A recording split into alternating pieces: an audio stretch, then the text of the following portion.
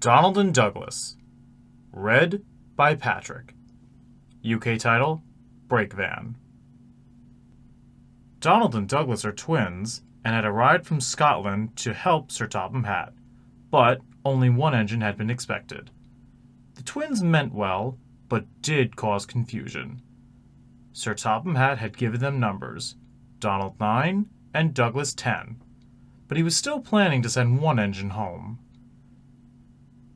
There was a brake van in the yard that had taken a dislike to Douglas. Things always went wrong when he had to take it out. His trains were late and he was blamed.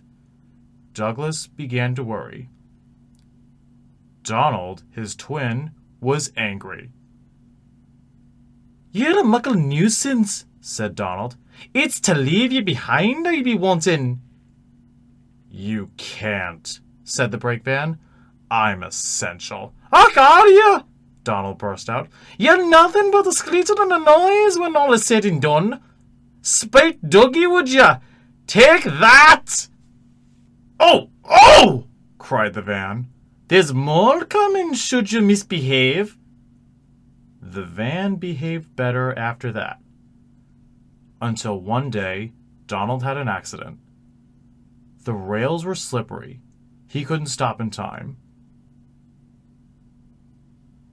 Donald wasn't hurt, but Sir Topham Hatt was most annoyed. "I am disappointed, Donald. I didn't expect such, clumsiness from you. I had decided to send Douglas back and keep you."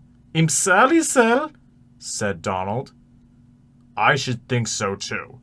You have upset my arrangements. Now James will have to help with the goods work while you have your tender mended. James won't like that."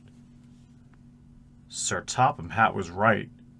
James grumbled dreadfully about his extra work. "Anyone would think," said Douglas, "that Donald has accidental purpose. I heard tell about an engine and some tall wagons." "Shut up!" said James. "It's not funny."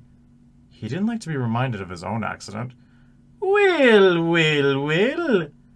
Surely, James, it wasn't you. You didn't say."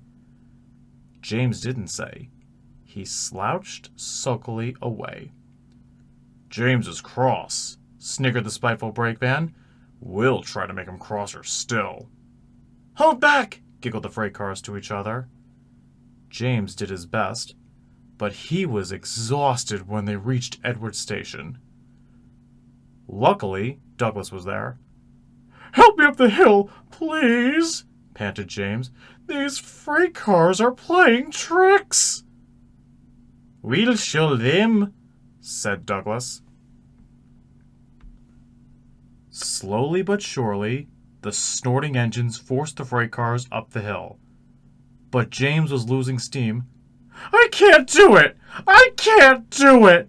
"Leave it to me!" shouted Douglas. The conductor was anxious. "Go steady! The van's breaking!"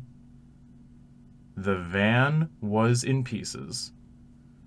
No one had been hurt, and soon Edward came to clear the mess. Sir Topham Hatt was on board.